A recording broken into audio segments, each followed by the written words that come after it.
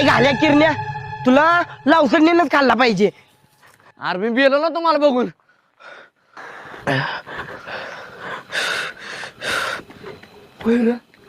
दिसायला कशी असेल रे माझ्या ती. काय लगीन करायचे आहे तिच्यावर?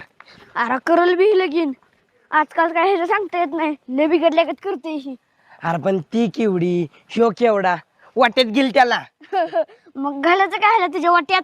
नाही नको, लावसडणीचं पोरग होईल आणि आपल्या मानगुटीवर बसेल. अरे कोण म्हणलं भूत मानगुटीवर बसतं? अरे तशी फक्त मन आहे. म्हणजे काय झालं होतं माहिती आहे का, विक्रम नावाचा एक राजा होता आणि वेताळ नावाचं एक भूत होतं.